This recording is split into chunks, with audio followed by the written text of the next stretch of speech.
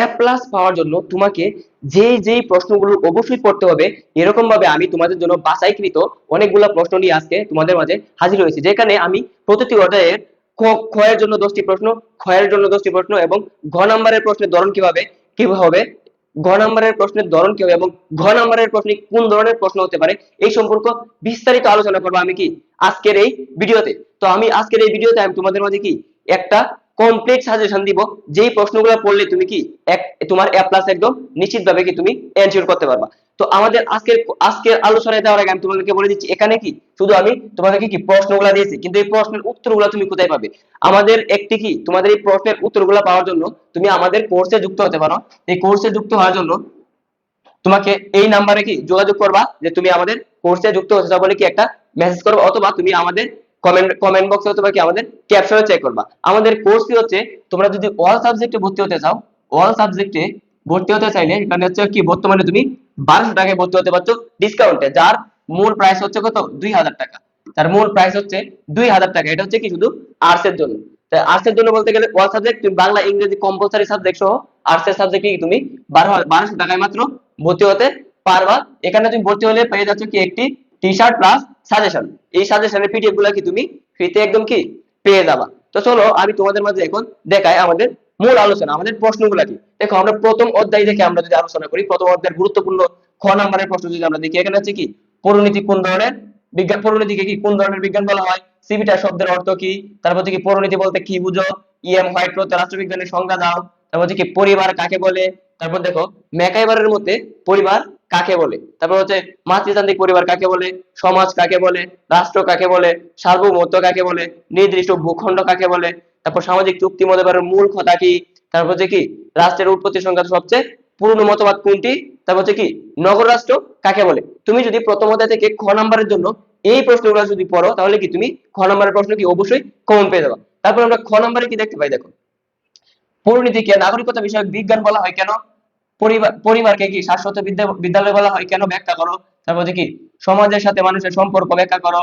তারপর হচ্ছে কি মানুষ কেন সমাজে বসবাস করে, তারপর হচ্ছে কি ব্যাখ্যা করো, তারপর হচ্ছে কি রাষ্ট্র পরিচালনার গুরুত্বপূর্ণ উপাদান কোনটি, বা বাকি সরকারকে রাষ্ট্রের গুরুত্বপূর্ণ উপাদান বলা হয় কেন। এই দুইটি প্রশ্ন কি এই দুইটি প্রশ্নের প্রায় সেম, এই দুইটি প্রশ্নের কি এই দুইটি প্রশ্নের আনসার প্রায় সেম।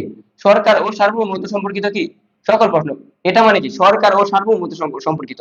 তোমার এই অধ্যায়ে সবথেকে গুরুত্বপূর্ণ বিষয় কি সরকার এবং সার্বভৌমত্ব সম্পর্কিত যে প্রশ্নগুলো তুমি দেখবা, এরকম তোমার এখানে কি 4-5টা প্রশ্ন আছে। যেমন কি এখানে একটা আমরা দিছি দেখো অলরেডি, দেখি সরকারকে রাষ্ট্রের গুরুত্বপূর্ণ উপাদান বলা হয় কেন, বা রাষ্ট্রের সবথেকে গুরুত্বপূর্ণ উপাদান কোনটি, এরকম টাইপের। তারপর কি সার্বভৌমত্বকে রাষ্ট্রের বিশেষ উপাদান কেন বলা হয়। এই যে এই দুইটা কনসেপ্ট যদি তুমি ভালোভাবে পড়তে পারো, তাহলে কি তুমি খ নাম্বারের প্রশ্ন কি অবশ্যই কি কমন পেয়ে যাবে। তারপর দেখো বিধাতার সৃষ্টিমূলক মতবাদ কোনটি ব্যাখ্যা করো, পরিবারের শিক্ষামূলক কাজ বলতে কি বোঝায় ব্যাখ্যা করো। তুমি যদি প্রথম অধ্যায় থেকে ক নম্বরের জন্য এই 14টা প্রশ্ন এবং খ নম্বরের জন্য এই 8টা মাত্র প্রশ্ন পড়ো, তাহলে কি তুমি এই অধ্যায় থেকে এই দুইটা প্রশ্ন কি অবশ্যই কমন পেয়ে যাবা। দেখো তোমাদের বইয়ে প্রায় কি হাজার হাজার প্রশ্ন আছে, তো সেখান থেকে আমি একদম যাচাই করে আমি প্রশ্নগুলো কি নিয়ে আসছি। তো অবশ্যই কি তুমি সেগুলো কি পড়ার চেষ্টা করবা। এগুলা পড়লে কি আমি আশা করি তুমি এ প্লাস এনশিওর করতে পারবা। তারপর দেখো আমাদের গ নাম্বারে আসলে কি আছে, গ নাম্বারে দেখো পরিণত নাগরিকতার ধারণা। আমাদের গ নাম্বার এরকম আছে যে পরিণতি ও নাগরিকতা বলতে তুমি যদি ব্যাখ্যা করো, এরকম ভাবে কি তোমাকে আসতে পারে। তারপরে রাষ্ট্রের উৎপত্তি সম্পর্কিত মতবাদগুলো ব্যাখ্যা করো। দেখো রাষ্ট্রের উৎপত্তি সম্পর্কিত যে আমাদের মতবাদগুলো আছে, যেমন তোমাকে উপরে একটা উদ্দীপকে দিবে, দিয়ে বলবে উপরের উদ্দীপকের সাথে নিচের কোন মতবাদটি মিল আছে ব্যাখ্যা করো। এখানে তোমার থাকতে পারে কি সামাজিক চুক্তি মতবাদ, তারপর হচ্ছে বল প্রয়োগ মতবাদ, ঐশী মতবাদ কি বিবর্তনমূলক মতবাদ। তারপর দেখো বিভিন্ন কাজে পরিবারের গুরুত্ব। পরিবারের গুরুত্ব কি এই সম্পর্কিত তোমার মনে করো যে উদ্দীপকে একটা দিছে, দিয়া ওখানে কি তোমার পরিবারকে মেনশন করছে। তারপর হচ্ছে পরিবারের বিভিন্ন কাজ আছে, যেমন অর্থনৈতিক কাজ, সামাজিক কাজ, রাজনৈতিক কাজ। এই কাজগুলা কি ব্যাখ্যা করার কথা কি তোমাকে বলতে পারে। এই দেখো ব্যাখ্যা করা কি তোমাকে বলতে পারে। এর বাইরে তারপর হচ্ছে একক ও যৌথ পরিবারের ধারণা, রাষ্ট্রের উপাদান কি, যেমন রাষ্ট্রের 4টি উপাদান আছে ভূখণ্ড, তারপর সার্বভৌমত্ব, সরকার। এইগুলার কি দিয়ে বলতে পারে যে উদ্দীপকে কোন বিষয়টাকে বোঝানো হয়েছে, এটা কি সরকারকে বোঝানো হয়েছে নাকি ভূখণ্ডকে নাকি জনসমষ্টিকে নাকি সার্বভৌমত্বকে। তারপর বলতে পারে যে এগুলা কি ব্যাখ্যা করো। এই গ নম্বরে তোমাকে এই কনসেপ্ট গুলোর বাইরে প্রথম অধ্যায় থেকে কি দেওয়ার মতো আর কোনো কনসেপ্ট নাই। এইগুলো যদি তুমি জাস্ট করো, তাহলে কি তুমি গ নম্বরের প্রশ্নগুলো কি তুমি কমন পেয়ে যাবে, এবং যে কোনো উদ্দীপকদের কোনো সমস্যা নেই, এর বাইরে কোনো প্রশ্ন কি আসবে না। তারপর দেখো আমাদের ঘ নম্বরে কোন ধরনের প্রশ্ন হয়। প্রথম অধ্যায় থেকে আমাদের ঘ নম্বরে এরকম প্রশ্ন আসছে, পরিণতি নাগরিকতার পরিসর বা বিষয়বস্তু। সব থেকে গুরুত্বপূর্ণ কোশ্চেন হচ্ছে এইটা, এটা সবসময় দিয়েই থাকে। পরিণতি ও নাগরিকতার কি বিষয়বস্তু বা পরিসর বিশ্লেষণ করো। তারপর আর কি আসতে পারে, রাষ্ট্রের উৎপত্তি সংক্রান্ত মতবাদগুলোর ব্যাখ্যা সব বুঝিয়ে লেখো, বা কোন মতবাদটি তোমার মতে সঠিক মনে, বা তোমার যুক্তি দিতে হবে, এরকম প্রশ্ন কি তোমার গ নম্বরে পেয়ে যাবে। তারপর দেখো রাষ্ট্র প্রতিষ্ঠান ব্যাখ্যা ব্যাখ্যা সমূহ বুঝিয়ে লেখো, হচ্ছে কি পরিবার, অর্থনৈতিক, রাজনৈতিক ও শিক্ষামূলক গুরুত্ব, এগুলোর গুরুত্বগুলো তুমি বুঝিয়ে লিখবা। তুমি একক ও যৌথ পরিবারের মধ্যে কোন পরিবারকে উত্তম বলে মনে করো, মানে কি তোমার নিজের একটা মতামত দিতে বলবে। এই টাইপের প্রশ্নগুলো কি আমাদের প্রথমত থেকে গ নম্বরে এসে থাকে। এই টাইপগুলোর বাইরে আর কোনো প্রশ্ন কি তোমার ঘ নম্বরে কি আসবে না। তারপর আমরা চলে যাই আমাদের পরবর্তী স্লাইড। দেখো আমাদের পরবর্তী স্লাইড হচ্ছে কি দ্বিতীয় অধ্যায়। তো একইভাবে কি আমি তোমাদের দ্বিতীয় অধ্যায়ে কি এভাবে ক নম্বরের প্রশ্নগুলো কি এবং ক খ এভাবে আলাদা হয়ে সবগুলা প্রশ্ন কি সাজাতে দিয়েছি। এখানে কি আছে দেখো, নাগরিক কাকে বলে বা নাগরিকতা কাকে বলে, এই দুইটা কি নাগরিক এবং নাগরিকতা কিন্তু কি সেম বিষয় না, এগুলার কি সংজ্ঞা। তারপর হচ্ছে কি দ্বৈত নাগরিকতা কাকে বলে, এই প্রশ্নটা হচ্ছে সব থেকে বেশি গুরুত্বপূর্ণ। এই প্রশ্নটা সব থেকে বেশি গুরুত্বপূর্ণ, প্রায় সব সময় আসতে দেখা যায়। তারপর হচ্ছে কি অধিকার কাকে বলে, সুনাগরিক বলতে কি বোঝায়, সুনাগরিকের গুণ কয়টি, তথ্য অধিকার আইন কি, কত তারিখে তথ্য অধিকার আইন প্রতিষ্ঠিত হয় বা কি রাষ্ট্রপতি সম্মতি লাভ করে। হচ্ছে কর্তব্য কাকে বলে, আইনগত কর্তব্য কি, এগুলো কিন্তু দুইটা কি আলাদা প্রশ্ন। তারপর নাগরিকতা অর্জনের কয়টি পদ্ধতি রয়েছে, জন্মসূত্রে নাগরিকতা বলতে কি বোঝায়, তথ্য অধিকার কি, এই প্রশ্নগুলো জাস্ট বললি কি এখান থেকে তুমি ক নাম্বারের প্রশ্নটা অবশ্যই কি কমন পেয়ে যাবে। তারপরে দেখো এখানে আছে কি, এখানে তোমার আছে হচ্ছে কি দ্বৈত নাগরিকতার ধারণাটি কি বুঝিয়ে লেখো, এগুলো হচ্ছে কি। তারপর থেকে সুনাগরিক রাষ্ট্রের শ্রেষ্ঠ সম্পদ ব্যাখ্যা করো, হচ্ছে নাগরিক ও নাগরিকতা এক বিরুদ্ধে ব্যবহার করা যায় না ব্যাখ্যা করো। সকল সুনাগরিকই নাগরিক, কিন্তু সকল নাগরিক সুনাগরিক নয়, কেন নয় ব্যাখ্যা করো। তারপর কি সুনাগরিক হওয়ার জন্য বুদ্ধি প্রয়োজন কেন ব্যাখ্যা করো। তারপর হচ্ছে কি নৈতিক অধিকার বলতে কি বোঝায়। তারপর হচ্ছে জনগণের অধিকার রক্ষায় তথ্য অধিকার আইন গুরুত্বপূর্ণ কেন ব্যাখ্যা করো। তারপর হচ্ছে দেখো এখানে নাগরিকতা অর্জনে বাংলাদেশের কোন নীতি অনুসরণ করে ব্যাখ্যা করো। অধিকার ও কর্তব্য একে অপরের পরিপূরক ব্যাখ্যা করো। কি নাগরিকরা বা নাগরিকগণ আইন মান্য করে কেন ব্যাখ্যা করো।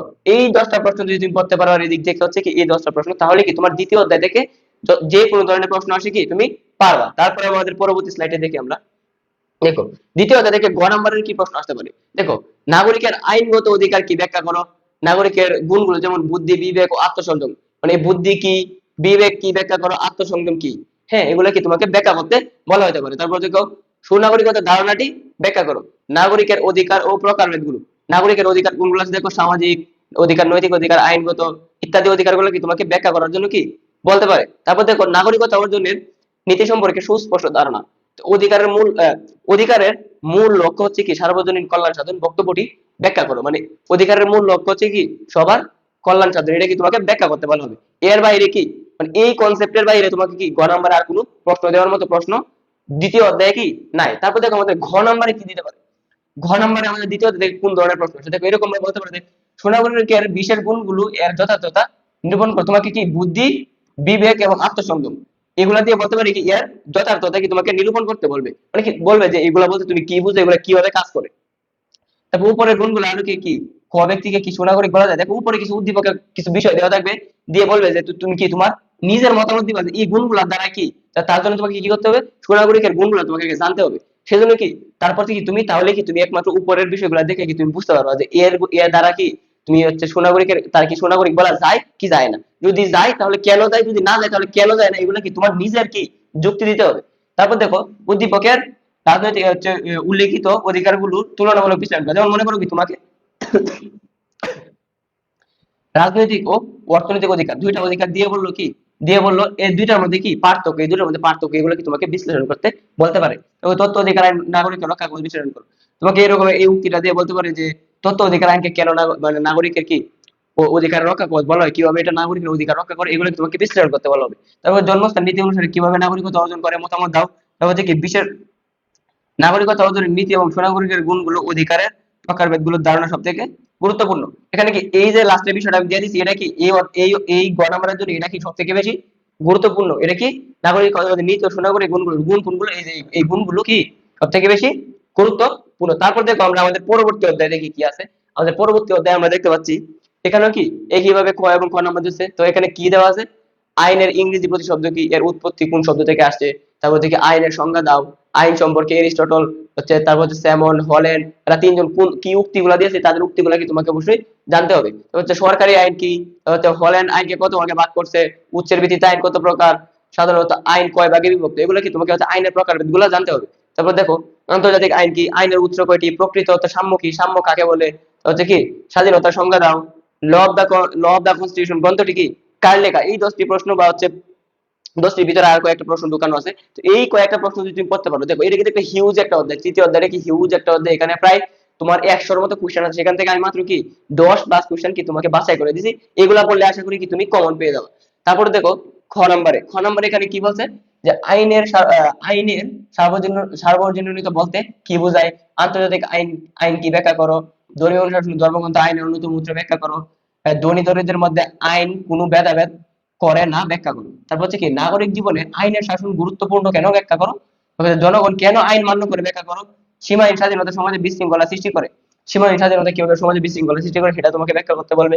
সাম্য ও স্বাধীনতা কিভাবে সম্পর্কযুক্ত ব্যাখ্যা করো, হচ্ছে সাম্য ও স্বাধীনতা গণতন্ত্রের ভিত্তি, সাম্য ও স্বাধীনতা গণতন্ত্রের ভিত্তি, সাম্য এবং স্বাধীনতা কিভাবে গণতন্ত্রকে রক্ষা করে সেটা কি তোমাকে উক্তিটি কি তোমাকে বুঝিয়ে লিখতে বলা হচ্ছে, আইন স্বাধীনতা রক্ষা করো, এটা কি ব্যাখ্যা করো। তাহলে এখন দেখো তুমি যদি এই কয়েকটা প্রশ্ন শুধু পারো, মানে এই কয়েকটা প্রশ্ন যদি তুমি ভালোভাবে পড়তে পারো, তাহলেই তোমার প্রিপারেশন কি ক নাম্বারের প্রশ্নটা তুমি কি কমন পেয়ে যাবা। তারপর দেখো আমরা পরবর্তী স্লাইডে, এখানে গ নাম্বারের প্রশ্নে আসতে পারে এই ধরনের প্রশ্নগুলো কি তোমাদের গ নাম্বারে আসে মূলত, সাম্য ও সাম্যের রূপ সম্পর্কে বিস্তারিত ধারণা। দেখো আমি এখানে বলছি কি সাম্য এবং সাম্যের রূপ, সাম্য বলতে কি তুমি কি বুঝো সেটা তোমাকে জানতে হবে, এবং সাম্যের রূপগুলা যে আছে যেমন কি ব্যক্তিগত সাম্য, তারপর হচ্ছে অর্থনৈতিক সাম্য, রাজনৈতিক সাম্য, এইগুলা কি তোমাকে জানতে হবে। এই ধারণাগুলো থাকলে কি তোমার এই অধ্যায় থেকে এখান থেকে যে ধরনের যে কোনো প্রশ্ন আছে তুমি কি আনসার করতে পারবা। আইনের উৎসগুলো সম্পর্কে ব্যাখ্যা করার মতো ধারণা, আইনের উৎসগুলো সম্পর্কে, আইনের উৎস কোনগুলা, যেমন ধর্ম, প্রথা, তারপরে হচ্ছে আইনসভা, এই যে উৎসগুলো আছে এইগুলার কি তোমাকে ব্যাখ্যা করার মতো ধারণা তোমার মাথায় কি নিতে হবে, তাহলেই তুমি এগুলোকে আনসার করতে পারবা। রাজনৈতিক স্বাধীনতা কি, অর্থনৈতিক স্বাধীনতা কি, স্বাধীনতার প্রকার তথা কি, স্বাধীনতার প্রকার, এগুলা ব্যাখ্যা করার মতো ধারণা। দেখো রাজনৈতিক স্বাধীনতা বলতে কি বোঝায়, অর্থনৈতিক স্বাধীনতা বলতে কি বোঝায়, এই যে স্বাধীনতার প্রকারভেদ গুলো আছে, তারপর সামাজিক স্বাধীনতা কি, জাতীয় স্বাধীনতা কি, আন্তর্জাতিক স্বাধীনতা কি, এই স্বাধীনতাগুলো কি তোমাকে জানতে হবে এবং ব্যাখ্যা করার মতো কি বুঝতে হবে। এগুলো ভাই মুখস্থ করার মতো কিছু না, তুমি যার যদি কনসেপ্টটা বুঝতে পারো তাহলে কি এখান থেকে যেই ধরনের প্রশ্নই আসে তুমি কি উত্তর করতে পারবা।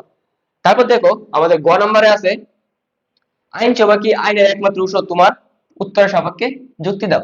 তোমার প্রশ্নে আসবে কি, তোমার প্রশ্ন মনে করো উদ্দীপকে দিল, এরকম একটা উদ্দীপক দিল, উদ্দীপকে হচ্ছে একটা খ নম্বরে তোমার মনে করো এখানে আইনসভাকে মেনশন করছে, তো আইনসভাটা হচ্ছে উদ্দীপকে দেওয়া থাকবে, তোমার প্রথমে হচ্ছে তো আইডেন্টিফাই করবো হচ্ছে ঘ নম্বরে এসে বলবে আইনসভা কি আইনের একমাত্র উৎস, মানে আইনসভা কি আইনের একমাত্র উৎস, এটা হচ্ছে তুমি তুমি নিজে কি বিশ্লেষণ করবে কি তোমার কি এটা মনে হয় কিনা যে আইনসভা আসলে আইনের একমাত্র উৎস কিনা, তাছাড়াও কোনো আইনের উৎস আছে কিনা, এগুলা কি যদি হ্যাঁ হয় তুমি হ্যাঁ বলে তোমার হ্যাঁ পক্ষে যুক্তি দিবা, যদি না হয় তাহলে কেন না তোমার নায়ের পক্ষে কি যুক্তি দিবা। এবার আইন ও স্বাধীনতার মধ্যে সম্পর্ক খুব গভীর, তা বিশ্লেষণ করো। কোন স্বাধীনতা না থাকলে অন্য স্বাধীনতা অর্থহীন, বিশ্লেষণ করো। এটা কি বোঝাচ্ছে দেখো, কোন স্বাধীনতা না থাকলে অন্যান্য স্বাধীনতা অর্থহীন। যেমন মনে করো আমাদের কি অর্থনৈতিক স্বাধীনতা না থাকলে আমাদের রাজনৈতিক স্বাধীনতা কোনো কাজে লাগে না। তো এই যে স্বাধীনতার পার্থক্যগুলো এগুলো কি তোমাকে বেসিক বুঝে একদম পড়তে হবে। বর্তমান বিষয় আইনসভা আইনের প্রধান উৎস, তুমি কি এর সাথে একমত? দেখো বর্তমান বিষয়ে কি আইনসভাকে আইনের প্রধান উৎস বলা হয়, তুমি কি এর সাথে একমত? যদি একমত হও তাহলে কি তুমি এর পক্ষে যুক্তি দিবা, আর যদি একমত না হও তাহলে তুমি কেন একমত তা তুমি কি সেটা এখানে কি তোমার যুক্তির সাপেক্ষে বুঝাই দিতে হবে। আইন স্বাধীনতা সাম্য কিভাবে নাগরিকের সকল কাজে এবং নিরাপত্তা বজায় রাখতে সহায়তা করে তা বিশ্লেষণ করো। এই প্রশ্নগুলো জানলে কি তৃতীয় অধ্যায় থেকে ক, খ, গ এবং ঘ যত ধরনের প্রশ্ন আসবে তোমার একটা প্রশ্নও কি তুমি আটকাবো না, যদি এই প্রশ্নের ভালোভাবে ব্যাখ্যা বুঝে পড়ে ফেলতে পারো। তারপরে আমাদের আছে আমাদের পরবর্তী অধ্যায় চতুর্থ অধ্যায়। চতুর্থ অধ্যায় আছে ক নম্বরের প্রশ্নের মধ্যে কি আছে, রাষ্ট্রের মুখপাত্রকে, পুঁজিবাদী রাষ্ট্র কাকে বলে, গণতন্ত্র কাকে বলে, বা গণতান্ত্রিক রাষ্ট্র কাকে বলে, একনায়কতন্ত্রের মূল আদর্শ কি, নিরঙ্কুশ রাজতন্ত্র কাকে বলে, নিয়মতান্ত্রিক রাজতন্ত্র কাকে বলে, ক্ষমতা বন্টনের নীতির ভিত্তিতে রাষ্ট্র কত প্রকার, তারপর এক কেন্দ্রিক রাষ্ট্র কাকে বলে, যুক্তরাষ্ট্রীয় সরকার কাকে বলে, সংসদীয় সরকার পদ্ধতি কাকে বলে, বা মন্ত্রী পরিষদ শাসিত সরকার কাকে বলে। এই 10টা প্রশ্ন যদি তুমি পড়ে ফেলো তাহলেই তোমার মোটামুটি এই অধ্যায়ের আর কোনো প্রশ্ন পড়ার বাকি থাকবে না। তারপর দেখো খ নম্বরে তোমার আসতে পারে কি সমাজতান্ত্রিক রাষ্ট্র। সমাজতান্ত্রিক রাষ্ট্র বলতে কি বোঝায় ব্যাখ্যা করো। গণতান্ত্রিক রাষ্ট্রের দায়িত্বশীল শাসন প্রতিষ্ঠিত হয় কেন ব্যাখ্যা করো। গণতন্ত্রকে কিভাবে সফল করা যায় ব্যাখ্যা করো। বা গণতন্ত্রের সর্বোত্তম শাসন ব্যবস্থা উক্তিটি বুঝিয়ে লিখো। একনায়কতন্ত্রকে স্বৈরাচারী শাসন ব্যবস্থা বলা হয় কেন। জনগণের কল্যাণ সাধনে কল্যাণমূলক রাষ্ট্রের বৈশিষ্ট্য ব্যাখ্যা করো। একনায়কতন্ত্রকে শান্তির আন্তর্জাতিক শান্তির পরিপন্থী বলা হয় কেন। যুক্তরাষ্ট্রীয় সরকার পদ্ধতি বলতে কি বোঝায় ব্যাখ্যা করো। যুক্তরাষ্ট্রীয় সরকারকে দ্বৈত সরকারের ব্যবস্থা বলা হয় কেন। নেতৃত্ব ও রাজনৈতিক চেতনা সৃষ্টিতে সহায়ক সরকার ব্যবস্থা ব্যাখ্যা দাও। যুক্তরাষ্ট্রীয় সরকার দুর্বল সরকার কেন ব্যাখ্যা দাও। সংসদীয় সরকার ব্যবস্থা বলতে কি বোঝায়। এই টোটাল 20টা প্রশ্ন খ এবং খ, এই 20টা প্রশ্ন তুমি পড়লে তোমার এই চতুর্থ অধ্যায়ের প্রশ্নগুলা কি কমন পড়ে যাবে। তারপরে আমরা দেখি গ নাম্বারে কি আছে। এই অধ্যায় থেকে গ নাম্বারে এই ধরনের এই টাইপের প্রশ্নগুলো কি বেশি আছে। এই বিষয়গুলোর বাইরে কি এই চতুর্থ অধ্যায় থেকে গ নাম্বারে কোনো প্রশ্ন করবে না। দেখো, পুঁজিবাদী রাষ্ট্রের ব্যাখ্যা দাও ও সমাজতান্ত্রিক রাষ্ট্রের ব্যাখ্যা দাও। একনায়কতান্ত্রিক ও গণতান্ত্রিক সরকারের ধারণা দাও। এক সরকারের ধরন ব্যাখ্যা করো। রাষ্ট্রপতি শাসিত সরকার ও মন্ত্রী পরিষদ শাসিত সরকারের ধরন ব্যাখ্যা করো।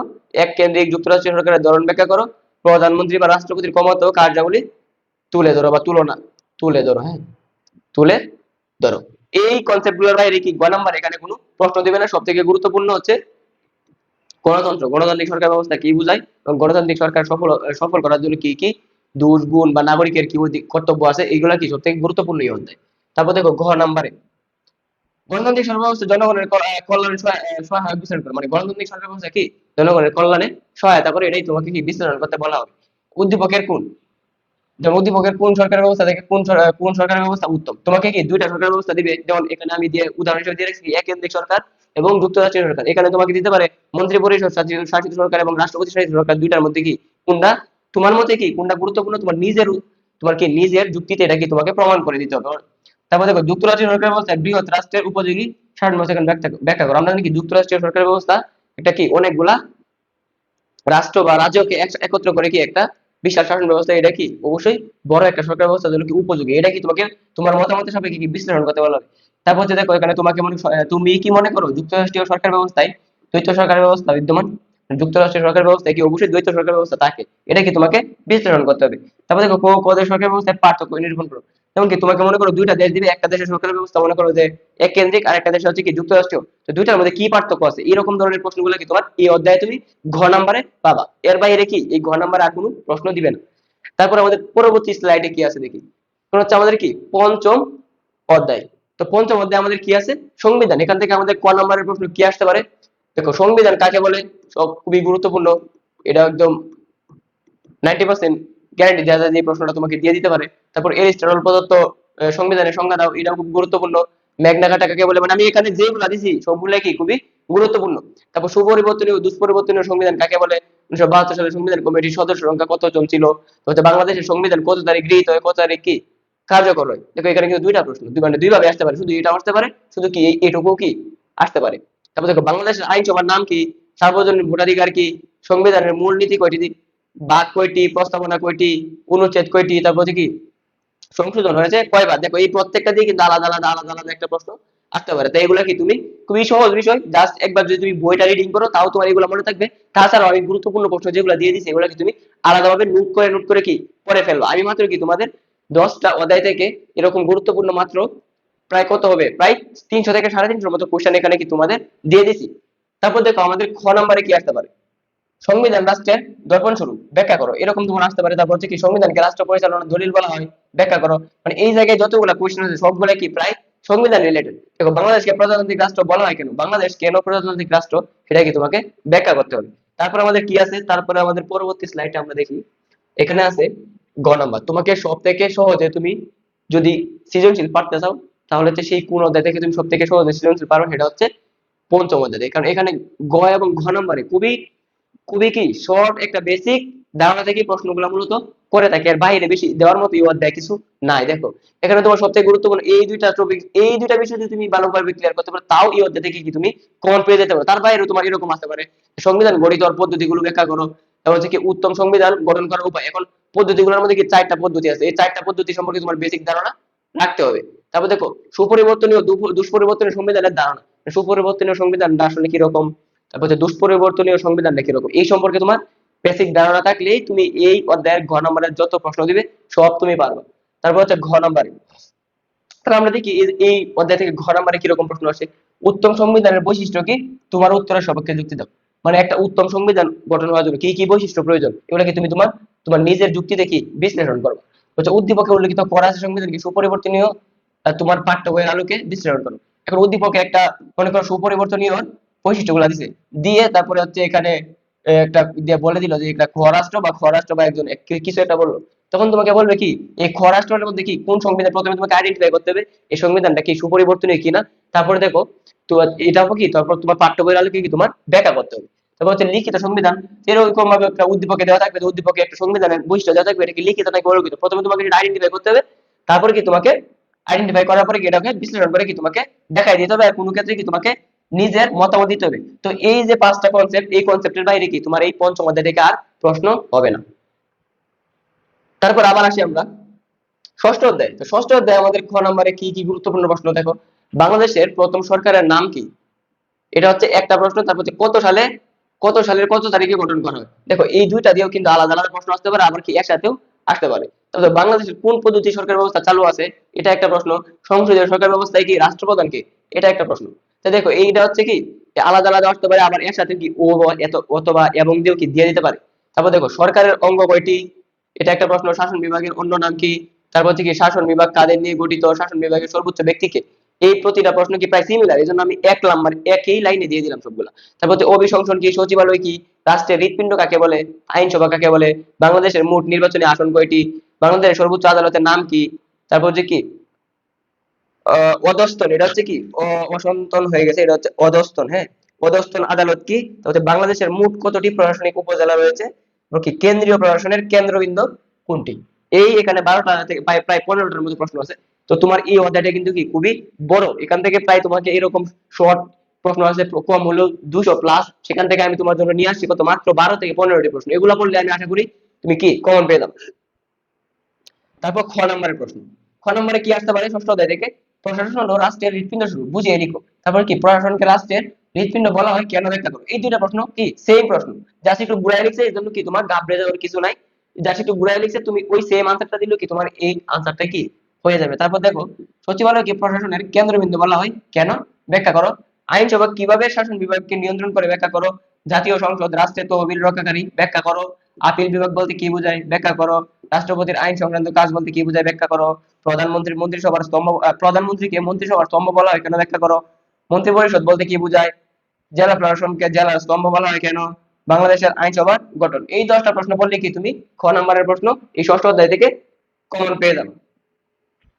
তারপর দেখো এই অধ্যায় থেকে ঘ নম্বরের কি প্রশ্ন আসতে পারে। দেখো তোমাদের এই ষষ্ঠ অধ্যায় কিন্তু কি খুবই গুরুত্বপূর্ণ, এই ষষ্ঠ অধ্যায় থেকে তোমাদের সর্বোচ্চ প্রশ্ন আসবে। তারপর থেকে এখানে আসতে পারে দেখো তোমার আইন বিভাগ, বিচার বিভাগ, শাসন বিভাগ, মানে তুমি আইন বিভাগ বলতে কি কি বোঝো এর কাজ কি, বিচার বিভাগ বলতে কি বোঝো এর কাজ কি, তারপর শাসন বিভাগ বলতে কি বোঝো এর কাজ কি, এগুলা তোমাকে ব্যাখ্যা করতে হবে। তো তারপর জেলা প্রশাসন প্রধান বিভাগীয় প্রশাসনের প্রধানের দায়িত্ব কত, মানে জেলা প্রশাসনের প্রধানের দায়িত্ব কি, বিভাগীয় প্রশাসন প্রধানের দায়িত্ব কি, এগুলা ব্যাখ্যা করার কথা বলবে। পাঠ্য বইয়ের আলোকে রাষ্ট্রপতি প্রধানমন্ত্রী কার্যাবলী তুলে ধরো। এখানে দেখো পাঠ্য বইয়ের আলোকে প্রধানমন্ত্রী এবং রাষ্ট্রপতির যে কার্যাবলী এবং ক্ষমতা আছে এগুলা কি তোমাকে এই গ নম্বরে ব্যাখ্যা করার কথা বলতে পারে। তার আগে অবশ্যই তোমাকে উদ্দীপকে দিয়ে দিবে যে এখানে কি প্রধানমন্ত্রীকে বুঝাইছে, তার জন্য কি তোমাকে প্রধানমন্ত্রীর বৈশিষ্ট্যগুলো জানতে হবে, নাকি রাষ্ট্রপতিকে বুঝাইছে, সেখানে কি তোমাকে রাষ্ট্রপতির বৈশিষ্ট্যগুলো জানলে কিন্তু তুমি বুঝতে পারবে যে উদ্দীপকে রাষ্ট্রপতিকে বুঝাইছে নাকি প্রধানমন্ত্রীকে। এই বেসিক ধারণাগুলো তুমি কি জানলেই বুঝতে পারবে যে উদ্দীপকে কি আইন বিভাগকে বুঝাইছে, নাকি বিচার বিভাগকে বুঝাইছে, নাকি শাসন বিভাগকে বুঝাইছে। তুমি যদি প্রথমে আইডেন্টিফাই না করতে পারো তাহলে কিন্তু তুমি ব্যাখ্যা করতে পারবে না, উল্টো পাল্টা ব্যাখ্যা হয়ে যাবে। সেজন্য তোমাকে আগে কি এগুলা বুঝতে হবে, তারপরে কি এইভাবে তোমার কি প্রশ্নের ধারণাটা কি এইভাবেই তোমাদের এই প্রশ্নগুলা করবে, এর বাইরে কি প্রশ্ন করবে না। তারপরে এরকম আসতে পারে যে বাংলাদেশের আইনসভার গঠন ব্যাখ্যা করো, আমাদের বাংলাদেশের আইনসভার গঠনটা কি রকম, ওগুলা কি তোমাকে ব্যাখ্যা করতে বলবে। তারপর গ নম্বরে কি আসতে পারে দেখো, গ নম্বরে আমরা একটা বেসিক বিষয় দেখছি কি, আমরা বেশিরভাগ ক্ষেত্রে আমরা দেখতেছি কি তুমি কি মনে করো, মানে এরকম একটা প্রশ্ন আমাদের ঘ নম্বরের পরিণতি প্রায় সকল অধ্যায়ে আছে। তার মানে তোমাকে কি তুমি যদি প্রশ্নের বৈশিষ্ট্যগুলো বা প্রশ্ন ক নম্বরে কিরকম প্রশ্ন করে, খ নম্বরে কিরকম হয়, গ নম্বরে কিরকম হয় এবং ঘ নম্বরে কিরকম হয়, এটা যদি তুমি বুঝতে পারো তাহলে কি তোমার এক্সট্রা ভাবে প্রেশার নেওয়ার কিছু নাই। তুমি জাস্ট কনসেপ্ট গুলো জানবা এবং ধরন প্রশ্নের ধরনগুলো জেনে কি আনসারটা করে দিবা, তাহলে কি তোমার জন্য সব সহজ হয়ে যাবে। এবার আর কি আসতে পারে এখানে, বাংলাদেশের আইন বিভাগ ও শাসন বিভাগকে বাংলাদেশের আইন বিভাগ শাসন বিভাগকে নিয়ন্ত্রণ করে। বাংলাদেশের আইন বিভাগ কিভাবে শাসন বিভাগকে নিয়ন্ত্রণ করে, কি তোমার মতামতের দ্বারা কি তোমাকে তাদেরকে কি ব্যাখ্যা করে দিতে হবে। জেলা প্রশাসকের প্রধান কি কি গুরুত্বপূর্ণ কাজ করে, মানে কি জেলা প্রশাসকের প্রধান যিনি, তিনি কি কি গুরুত্বপূর্ণ কাজ করে তোমার মতামত দিবা। বা আইন বিচার ও শাসন বিভাগ গঠনে কাঠামো দক্ষতা, তোমাকে আইন বিভাগের কাঠামো দক্ষতা, তারপর যে বিচার বিচার বিভাগের কাঠামো দক্ষতা, শাসন বিভাগের কাঠামো দক্ষতা, এগুলাকে তুমি বিশ্লেষণ করবা। আইনের অনুশাসন রক্ষায় বিচার বিভাগ অগ্রণী ভূমিকা পালন করে, কিভাবে পালন করে এটা তোমাকে প্রথমে উদ্দীপক থেকে বুঝতে হবে। তারপরে এখানে কি আনসার করতে হবে। প্রধানমন্ত্রী ক্ষমতা ও প্রতিরোধ, তোমার নিজের মতামত দিবা। প্রধানমন্ত্রী ও রাষ্ট্রপতি ক্ষমতা, তারপর হচ্ছে কার্যাবলী, আর হচ্ছে কি এর গুরুত্ব, তুমি কি বিশ্লেষণ করবে। এই আইডিয়া গুলোর বাইরে এই ঘর নাম্বারে কি ষষ্ঠ অধ্যায় থেকে আর কোনো প্রশ্ন আসবে না। তো আমরা দেখি আমাদের পরবর্তী স্লাইডে আর কি আছে। পরবর্তী স্লাইডে আছে কি সপ্তম অধ্যায়। সপ্তম অধ্যায়ে আমাদের ক নাম্বারে কি কি গুরুত্বপূর্ণ প্রশ্ন আছে সেগুলো আমরা কি এখন দেখবো। তো ক নাম্বারে কি আছে, রাজনৈতিক দল কাকে বলে। অনেক গুরুত্বপূর্ণ প্রশ্ন, রাজনৈতিক দল কাকে বলে। দেখো আমি আবারও বলতেছি ভাই, এগুলো কি প্রতিটা অধ্যায় থেকে প্রায় 200-250 করে কোশ্চেন আছে, আমি সেখান থেকে মাত্র 10 থেকে 15টা করে বেছে নিয়ে আসছি খুবই গুরুত্বপূর্ণ প্রশ্ন। এখানে একটা প্রশ্ন কি তোমার ফেলে দেওয়ার মতো প্রশ্ন নাই, তোমাকে সবগুলাই পড়তে হবে। অতএব গণতান্ত্রিক ব্যবস্থার অন্যতম বৈশিষ্ট্য কি, নির্বাচন কি, নির্বাচন কত প্রকার, নির্বাচক মন্ডলী কাকে বলে, প্রত্যক্ষ ও পরোক্ষ নির্বাচন ব্যবস্থা কাকে বলে। এরকম প্রশ্ন আসতে পারে যে প্রত্যক্ষ নির্বাচন ব্যবস্থা কাকে বলে, পরোক্ষ নির্বাচন ব্যবস্থা, এই দুটা দিকে আলাদা আলাদা প্রশ্ন আসতে পারে। তারপর দেখো নির্বাচন কমিশনারদের কে নিয়োগ দেয়, সংবিধানে কত অনুচ্ছেদে নির্বাচন কমিশনারদের কথা বলা আছে, বাংলাদেশের নির্বাচনী এলাকা কয়টি, নির্বাচন পদ্ধতির ক্ষেত্রে বর্তমানে সর্বত্র গৃহীত নীতি কি, যে কত সাল এখানে হচ্ছে পর্যন্ত, কত সাল পর্যন্ত উগান্ডায় রাজনৈতিক দল নিষিদ্ধ ছিল। এই 10টা প্রশ্ন জানলে কি তুমি সপ্তম অধ্যায় থেকে যে কোনো প্রশ্ন আসে, মানে সপ্তম অধ্যায় থেকে কি এই 10টা দেখে একটা কমন পড়বে। তারপর দেখো এখানে খ নাম্বারে কি আছে, গণতান্ত্রিক শাসন ব্যবস্থায় রাজনৈতিক দল অপরিহার্য, ব্যাখ্যা করো। কিভাবে সাধারণ জনগণ রাজনৈতিক শিক্ষায় শিক্ষিত হয়ে ওঠে। তারপর বিরোধী দল কিভাবে সরকার পরিচালনায় পরোক্ষ ভূমিকা পালন করে, রাজনৈতিক দল কিভাবে সামাজিক ঐক্য প্রতিষ্ঠা করে, পরোক্ষ নির্বাচন পদ্ধতি ব্যাখ্যা করো, গোপন ভোটদান পদ্ধতি ব্যাখ্যা করো, এক ব্যক্তি এক ভোট এক নীতি ধারণাটি ব্যাখ্যা করো। তারপর সুষ্ঠু নির্বাচন গণতান্ত্রিক শাসন ব্যবস্থায় পূর্ব শর্ত ব্যাখ্যা করো, জাতীয় নির্বাচনে এক ব্যক্তি এক ভোট কেন গুরুত্বপূর্ণ ব্যাখ্যা করো। তারপর চাপ সৃষ্টিকারী গোষ্ঠী বলতে কি বোঝায় ব্যাখ্যা করো। এই 10টা প্রশ্ন তুমি যদি এখান থেকে পড়তে পারো, এই 10টা প্রশ্ন থেকেই একটা প্রশ্ন কি তুমি কমন পেয়ে যাবে। তারপর দেখি আমাদের গ নাম্বারে কি আছে। তো সপ্তম অধ্যায় থেকে আমাদের গ নাম্বারে কি কি প্রশ্ন আসতে পারে দেখো। প্রথমে তো একটা উদ্দীপক থাকবে, উদ্দীপকটা দেখে তোমাকে বুঝতে হবে এটা কিসের কথা বলতেছে, এটা কি রাজনৈতিক দলের কথা বলতেছে, নাকি প্রত্যক্ষ বা পরোক্ষ নির্বাচন পদ্ধতির কথা বলতেছে, নাকি নির্বাচন কমিশনের কথা বলতেছে, নাকি রাজনৈতিক দলের রাজনৈতিক দল সম্পর্কে বলার পরে কিরকম প্রশ্ন আসতে পারে, যে রাজনৈতিক দলের কার্যাবলী কি, এরকম প্রশ্ন আসতে পারে, রাজনৈতিক দলের বৈশিষ্ট্যগুলা কি, এরকম প্রশ্ন আসতে পারে, আর তুমি রাজনৈতিক দল বলতে কি বুঝাও ব্যাখ্যা করো, এরকম প্রশ্ন কি আসতে পারে। দেখো প্রত্যক্ষ নির্বাচন কি, তুমি এটা এটা কি বুঝছো, পরোক্ষ নির্বাচন কি, তুমি এটা কি বুঝছো, এগুলা কি আসতে পারে। তারপর হচ্ছে গোপনে ভোটদান কি, প্রকাশ্যে ভোটদান পদ্ধতি কি, এই পদ্ধতিগুলো সম্পর্কে কি তোমাকে সুস্পষ্ট ধারণা দিতে হবে। তারপর হচ্ছে নির্বাচন কমিশন কি, নির্বাচন কমিশনটি কিভাবে গঠিত, এর কাজ কি। এই গ নম্বরে এর বাইরে কোনো কনসেপ্ট আসবে না। তুমি জাস্ট এইগুলা কি একবার বুঝলে, যেইভাবে ঘুরায় ফিরে প্রশ্ন আসুক না কেন, এই বিষয়গুলো সম্পর্কে তুমি ধারণা নিতে পারলে গ নম্বরের প্রশ্ন তুমি সব আনসার করতে পারবে। তারপর দেখো ঘ নম্বরের প্রশ্ন কিরকম আসে সপ্তম অধ্যায়, রাজনৈতিক দলের বৈশিষ্ট্যগুলো কি বিশ্লেষণ করো। কারণ বিশ্লেষণ বলতে কি, বিশ্লেষণ বলতে তোমার প্রথমে রাজনৈতিক দলের বৈশিষ্ট্য আসলে কি, এটা পরে তোমার মতে আবার কি একটু ভেঙে বলে দিতে হবে, এটাকে বলে বিশ্লেষণ। তবে দেখো নির্বাচন কমিশন সুষ্ঠু নিরপেক্ষ ব্যবস্থার অপরিহার্য, নির্বাচন কমিশন কি সুষ্ঠু নিরপেক্ষ ব্যবস্থার জন্য কি অপরিহার্য, এটা কি তোমাকে তোমার মতামত দিতে বলছে। বা এখানে হচ্ছে কি কেন অপরিহার্য, এরকম এরকম, হ্যাঁ কেন অপরিহার্য তোমার মতামত দাও। গণতন্ত্র প্রতিষ্ঠায় রাজনৈতিক দলের ভূমিকা বিশ্লেষণ করো, গণতন্ত্র প্রতিষ্ঠার জন্য রাজনৈতিক দলের ভূমিকা তোমাকে বিশ্লেষণ করতে বলা হবে। নির্বাচন কমিশন গণতন্ত্রের বিকাশে গুরুত্বপূর্ণ ভূমিকা পালন করছে, এটা তোমাকে বিশ্লেষণ করতে বলা হতে পারে। রাজনৈতিক দল আধুনিক গণতান্ত্রিক ব্যবস্থার প্রাণ, এরকম একটা উক্তি দিয়ে কি তোমার নিজের যুক্তি সম্পর্কে মতামত দেওয়ার জন্য বলতে পারে। তো এই 5-6টা কনসেপ্ট যদি তোমার ভালো ধারণা থাকে, সপ্তম অধ্যায় থেকে কি ঘ নম্বরের যে কোনো প্রশ্ন আসুক তুমি পারবা। এখন আমাদের আজকের ক্লাসের মানে সর্বশেষ অধ্যায় অষ্টম অধ্যায়। তো সেই অষ্টম অধ্যায় থেকে ক নম্বরে কি আসতে পারে দেখো, এখানে আসতে পারে স্থানীয় সরকার কি, তারপর হচ্ছে বাংলাদেশে কত সালে সংবিধানে স্থানীয় সরকার ব্যবস্থার উপর বিশেষ গুরুত্ব আরোপ করা হয়, উপজেলা পরিষদের আয়ের উৎস কি, জেলা পরিষদের প্রধানকে কি বলা হয়, স্থানীয় প্রশাসন কাকে বলে, পৌরসভার প্রধানকে কি বলা হয়, বর্তমানে বাংলাদেশে সিটি কর্পোরেশনের সংখ্যা কত, কত সালে পার্বত্য চট্টগ্রাম শান্তি চুক্তি সম্পাদিত হয়? গ্রাম্য আদালত কি? তারপর নারীর নারীর ক্ষমতায়ন, এটা হচ্ছে কি নারীর নারীর ক্ষমতায়ন, নারীর ক্ষমতায়ন বলতে কি বোঝায়? তো এই 10টা প্রশ্ন যদি তুমি পড়ো, তার মানে কি তোমার এই অষ্টম অধ্যায় থেকে ক নাম্বারের প্রশ্নগুলো কি তোমার কমন পড়ে যাবে। তারপর দেখো খ নাম্বারের, এই খ নাম্বারের প্রশ্ন, স্থানীয় সরকার বলতে কি বোঝায় ব্যাখ্যা করো। তারপর হচ্ছে পার্বত্য অঞ্চলে স্থানীয় সরকারের ব্যবস্থা আলাদা হওয়ার কারণ ব্যাখ্যা করো। তারপর হচ্ছে কি নাগরিকতা বিকাশে স্থানীয় সরকারের গুরুত্ব কি ব্যাখ্যা করতে বলা হতে পারে তোমাকে। গণতন্ত্রের সূতিকাগার কাকে বলে এটা ব্যাখ্যা করতে বলা হতে পারে। নারীর ক্ষমতায়ন বৃদ্ধি পেয়েছে কেন ব্যাখ্যা করো। গ্রাম আদালত কি বোঝায় ব্যাখ্যা করো। স্থানীয় সরকার নাগরিক সেবা প্রাণকেন্দ্র উক্তিটি বুঝিয়ে লিখো। ইউনিয়ন পরিষদের বিচার ব্যবস্থা বলতে কি বোঝায়। তো এই খ নম্বরের এই 8টা প্রশ্ন পড়লে কি তুমি অষ্টম অধ্যায় থেকে কমন পেয়ে যাবে। এখন আমরা আসি গ নম্বরের প্রশ্ন। তো গ নম্বরে কি আসতে পারে অষ্টম অধ্যায় থেকে? দেখো এখানে জাস্ট এই 4-5টা কনসেপ্ট তুমি যদি পারো, তাহলে কি তোমার এই অষ্টম অধ্যায় থেকে গ নম্বরে যে কোনো প্রশ্ন দিয়ে তুমি কি আনসার করতে পারবে। সিটি কর্পোরেশনের গঠন ব্যাখ্যা করো, উপজেলা পরিষদের গঠনের বৈশিষ্ট্য, ইউনিয়ন পরিষদ, নারীর ক্ষমতায়ন, পৌরসভার গঠন বৈশিষ্ট্য, মানে এই 5-6টা টপিকস যদি তুমি জাস্ট মাথার মধ্যে কি ব্রেনের মধ্যে একটু বুঝে সেভ করে ফেলতে পারো, মুখস্থ করার কিছু নাই ভাইয়া, তুমি বুঝতে পারলে কি নিজের মতো করে আনসার দিলেও তোমাকে মার্ক দিব। শুধু কি মেইন বিষয়গুলো একটু মনে রাখবা, তারপর নিজের মতো করে লিখবা, তাহলেই হয়ে যাবে। তারপর দেখো ঘ নম্বরে কি আসতে পারে? ইউনিয়ন পরিষদের কাজ আমাদের বিশ্লেষণ করো। ইউনিয়ন পরিষদের কাজ কি, এগুলো কি তুমি তোমাকে বিশ্লেষণ করতে বলা হবে। উপরে উল্লেখিত কাজগুলি ইউনিয়ন পরিষদ, সিটি কর্পোরেশন বা উপজেলা, জেলা পরিষদের উন্নয়নের জন্য যথেষ্ট কিনা ব্যাখ্যা করো। দেখো তোমার উদ্দীপকে একটা কতগুলা কাজ দিবে, দিয়ে কি তোমাকে পরে প্রথমে তোমাকে বুঝতে হবে এগুলা কি ইউনিয়ন পরিষদ কে বুঝাইছে নাকি সিটি কর্পোরেশনের কাজকে বুঝাইছে, নাকি হচ্ছে জেলা জেলা জেলা পরিষদের কাজকে বুঝাইছে, নাকি উপজেলা পরিষদের কাজকে বুঝাইছে। যদি মনে করো উপজেলা পরিষদের কাজকে কি বুঝায়, তখন তোমাকে বলবে যে উপজেলা পরিষদের কাজের জন্য কি উপরের কাজগুলো যথেষ্ট। যদি হ্যাঁ হয়, তুমি হ্যাঁ দিয়ে ওগুলো হচ্ছে কি তোমার উত্তরের সাপেক্ষে যুক্তি দিয়ে দিবা। যদি না হয়, তাহলে কেন না এগুলা কি তুমি তোমার উত্তরের সাপেক্ষে যুক্তি দিয়ে দিবা।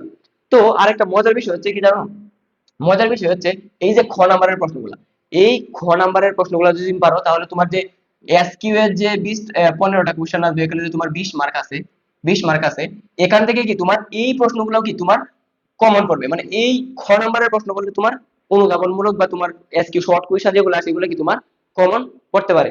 তো এই ছিল আমাদের আজকের সাজেশন। আমি আশা করি এই সাজেশনটা যদি তুমি ফলো করো, তোমার প্রায় 85% কি প্রশ্ন তোমার কমন পড়ে যাবে।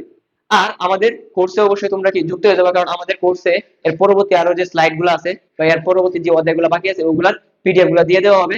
তো আমাদের কোর্সে যুক্ত হতে তুমি এই নাম্বারে কল করো, অথবা আমাদের কমেন্ট বক্স অথবা ক্যাপশনে চোখ রাখো। তো আজকে এই পর্যন্তই, সবাই ভালো থেকো, সুস্থ থেকো, ধন্যবাদ সবাইকে।